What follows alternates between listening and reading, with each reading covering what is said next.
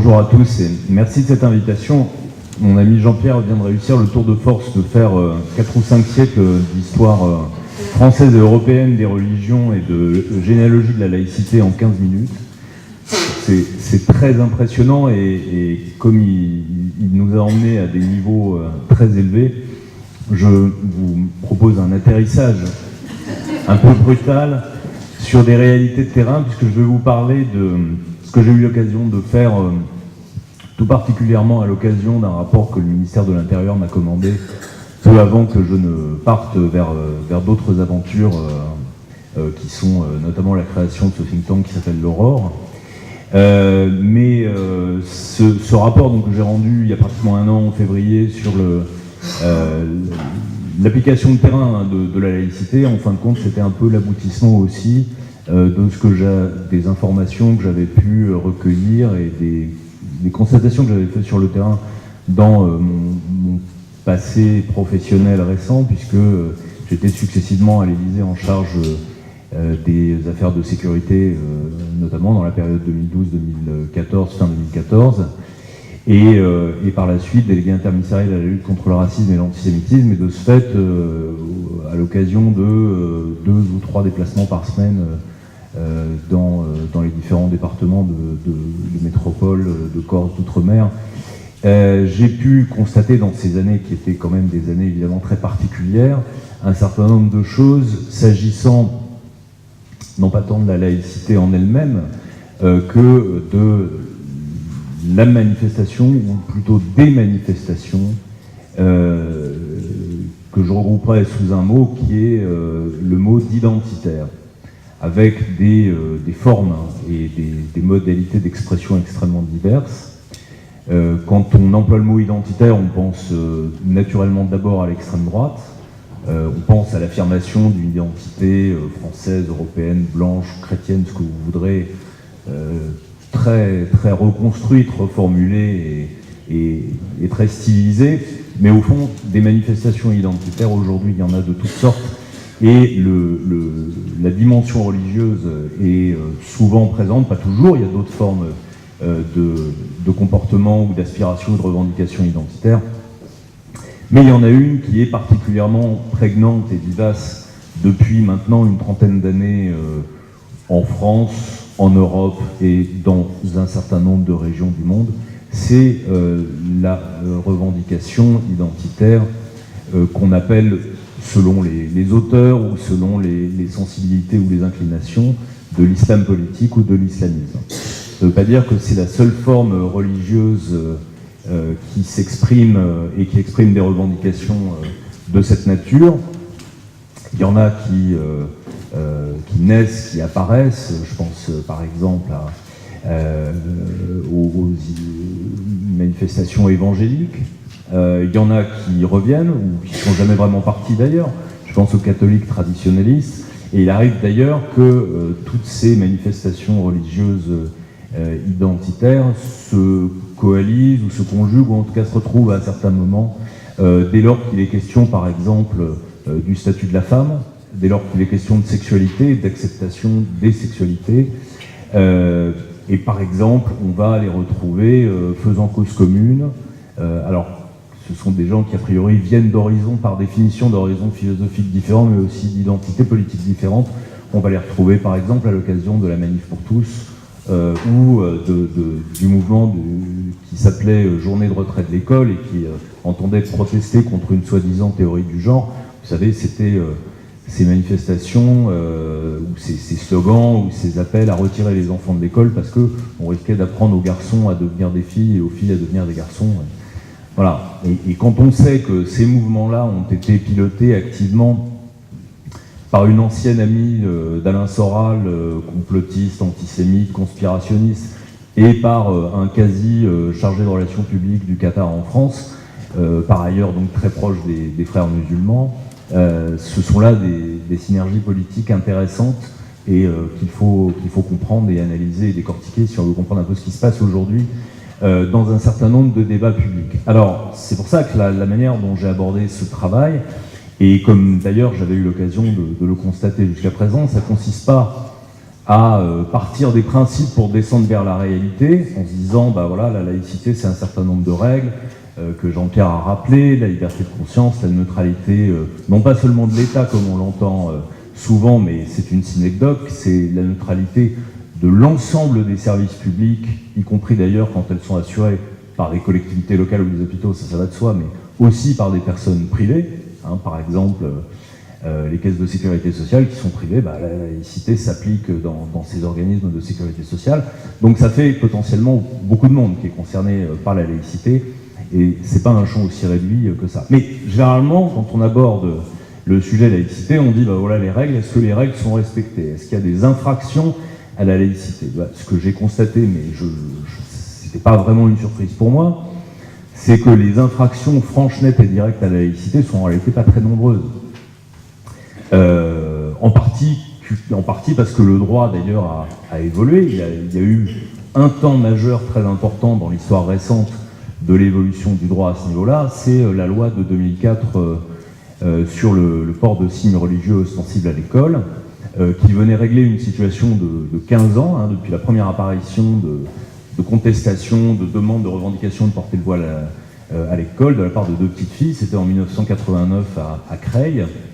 Eh bien, pendant 15 ans, il y a eu jusqu'à 1800 signalements par an de demandes de porter un signe religieux ostensible et une situation juridique très floue qui faisait qu'en gros, on remettait la responsabilité dans la main des chefs d'établissement, à eux de déterminer si c'était possible ou pas. C'est évidemment une situation extrêmement inconfortable, donc la loi de 2004 est venue régler cette situation, et depuis, il y a eu quelques contestations idéologiques, politiques et militantes au début, et puis progressivement, les choses sont rentrées dans l'ordre. Mais cette cristallisation et cette focalisation sur le voile, elle n'a eu qu'un temps, et en fait, ce sont des manifestations religieuses extrêmement variées, protéiformes, qui se sont développées. Et ce qui s'est passé singulièrement au cours des toutes dernières années, et c'est ce que j'ai noté comme étant l'une des conclusions principales du rapport, c'est que les revendications religieuses poussées par l'islam politique, alors quand je dis ça, je recouvre 2 formes en réalité. Je recouvre les frères musulmans d'une part, et d'autre part, les différentes familles, sous-familles, courants et sous-courants du salafisme. On pourra en parler pendant des heures là aussi, hein, ce sont des courants, des aspirations, des pratiques extrêmement variées, ce sont des porte-paroles religieux, idéologiques, etc., qui sont parfois en concurrence les uns avec les autres, parfois en affrontement direct, pas seulement en France, parce que le théâtre d'opération de ces courants sont évidemment essentiellement d'abord au Moyen-Orient et dans le monde arabo-musulman d'une façon générale, mais là où il y a des musulmans présents, et nous sommes le pays d'Europe dont la communauté musulmane est la plus importante, ces débats, ces revendications, ces manifestations d'affirmation identitaire existent aussi. Donc voilà ce que je regroupe par islamisme ou par islam politique. Et force est de constater que dans un certain nombre de territoires de la République, ces revendications augmentent, s'approfondissent et créent des incidents ou des problèmes ou des problématiques d'intensité évidemment extrêmement variable, mais créent des problèmes de plus en plus nombreux. Alors, là où ça existait depuis longtemps parce qu'il y a des implantations islamistes de longue date, c'est-à-dire au minimum depuis les répercussions de la guerre civile algérienne et donc l'arrivée en France d'un certain nombre de militants du FIS qui viennent comme réfugiés politiques, hein, en réalité, ils s'implantent dans un certain nombre de territoires. Ces territoires, c'est la banlieue de Toulouse, c'est Sartrouville par exemple, c'est Trappes, c'est Roubaix, c'est la banlieue de Lyon, notamment Vénissieux, quelques territoires comme ça bien identifiés. Et bien dans ces territoires-là, quand on y retourne 20 ans, 30 ans après, on s'aperçoit que le phénomène a pris de l'ampleur et ça se traduit de façon visible, de mille façons, par évidemment les pratiques vestimentaires, par les commerces et donc par un certain nombre d'incidents, de faits qui sont répertoriés par les services publics. C'est vrai à l'école, ça porte sur donc les pratiques vestimentaires, ça porte sur la pratique d'un certain nombre d'activités, le sport, la musique et quelques autres encore, ça porte sur des contestations sur certains enseignements, le refus de faire certaines visites scolaires, par exemple quand on doit passer devant ou dans un monument religieux, etc. Mais ce que j'ai constaté aussi, c'est que le phénomène s'étend à des territoires qui étaient relativement peu touchés jusqu'à présent. Par exemple, dans l'ouest de la France, qui ne sont pas des territoires d'implantation importante et historique de la communauté musulmane ou des Maghrébins ou des personnes d'origine d'Afrique subsaharienne. Je pense par exemple à des villes comme Nantes ou comme Rennes. On assiste depuis quelques années, le phénomène est montant, à des demandes qui portent soit sur les cantines scolaires, à l'hôpital, le fait d'être examiné par un praticien du même sexe que soi. Et bien évidemment, tout cela peut être réglé de façon relativement simple dans pas mal de cas, mais dans d'autres circonstances, ça se passe beaucoup plus mal. Par exemple, quand on doit arrêter des activités scolaires ou périscolaires parce que, par exemple, dans une chorale organisée dans une école primaire, sur le temps périscolaire, vous avez un tiers des élèves qui décrètent du jour au lendemain que la musique est contraire à la religion. Donc il y a un autre tiers d'élèves non musulmans qui suivent le mouvement par suivisme pour faire comme les copains, et à la fin l'activité est arrêtée. Et ça, des choses comme ça, qui ne sont pas nécessairement graves à proprement parler, mais enfin qui quand même, à un moment donné, perturbent ou orientent fortement les conditions des activités en commun. Des phénomènes comme ça sont assez fréquents et sont donc montants. Et ça va jusqu'à des comportements qui dégradent les relations interindividuelles et qui mettent en jeu ou qui mettent en cause l'autorité des adultes qui conduisent des activités ou l'autorité des fonctionnaires qui dirigent un certain nombre de services. Et le cas de figure assez typique et assez emblématique qu'on rencontre très souvent, c'est l'institutrice ou la directrice d'école à qui un enfant, généralement un garçon, va dire « t'as pas d'ordre à me donner, t'es une femme, et moi j'écoute pas les femmes, j'ai pas à obéir aux femmes ». Et ça, c'est pas la laïcité qui est en cause. C'est pour ça que je fais le distinguo entre ce qui relève du droit et ce qui relève des manifestations sociales auxquelles ce droit est censé donner des réponses, fournir un cadre, régler d'éventuels conflits. Ça traduit en revanche une perturbation et des problèmes qui se posent sur lesquels il faut trouver des solutions. Pourquoi ? Parce qu'une fonctionnaire, une femme, qui est interpellée de cette façon par un enfant, si elle n'a pas ni la réponse, ni l'autorité, ni surtout, et c'est un point décisif, le soutien de sa hiérarchie, l'écoute au minimum de sa hiérarchie, les répercussions sont généralement assez fortes. Et combien de fois j'ai eu des témoignages de fonctionnaires qui se sentent isolés, qui se sentent désavoués, et qui donc se mettent dans une situation finalement de rapport de force perdant, là où ils devraient être en situation de gérer, d'exercer un service public. Et le mot que j'ai entendu le plus souvent, comme un leitmotiv, c'est le mot démuni. On est démuni, on n'a pas... Alors, parfois, il y a un peu de panique, il y a un peu d'exagération, il y a des choses qui pourraient se régler, mais ça veut dire quoi ? Ça veut dire que les solutions, même quand elles sont relativement évidentes, ou quand le droit les offre, on ne les connaît pas toujours. Et on n'a pas toujours non plus l'écoute de sa hiérarchie.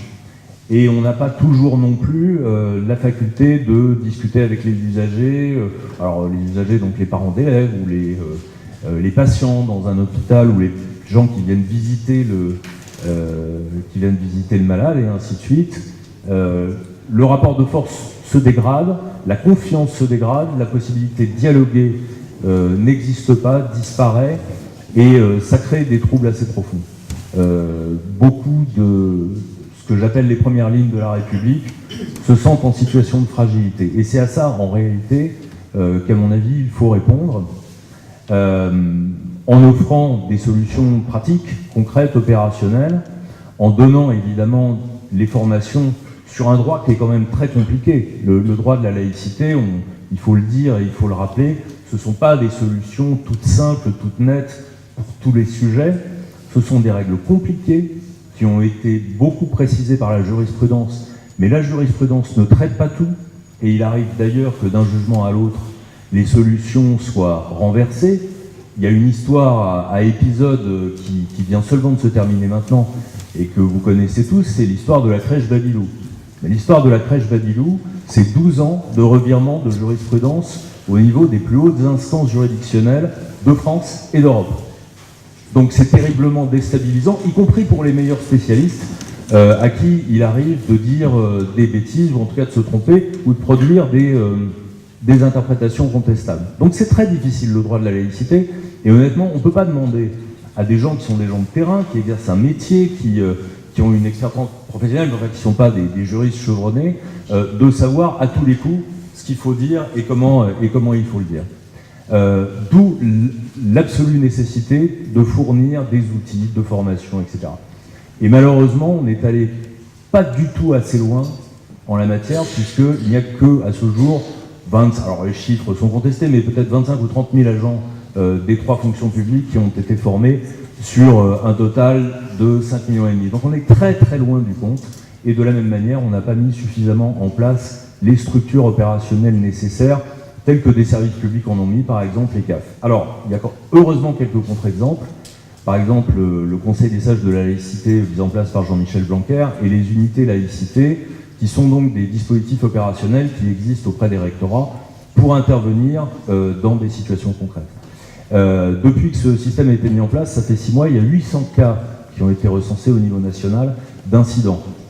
Il y a 2 façons de voir le truc. Ou bien on dit c'est très peu par rapport à service public de l'éducation qui est quelque chose d'énorme, 14 millions d'élèves scolarisés, 1 million d'enseignants. Ou bien on dit c'est 800 situations sans solution, avec des problèmes.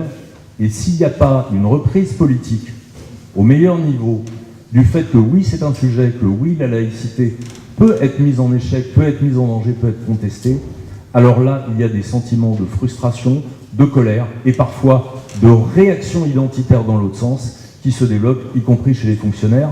N'allons pas chercher plus loin la raison pour laquelle il y a une si forte progression du vote pour l'extrême droite dans les fonctions publiques. C'est quelque chose qui n'existait pas avant et sur laquelle j'attire l'attention parce que là, il faut être extrêmement vigilant là-dessus. Donc, il faut pouvoir parler de laïcité, normalement, sereinement. Il ne s'agit pas, bien évidemment, d'en faire une question de guerrière, hein, mais il faut poser le problème parce que le problème existe, c'est une réalité que l'on constate dans tous les services publics. Merci.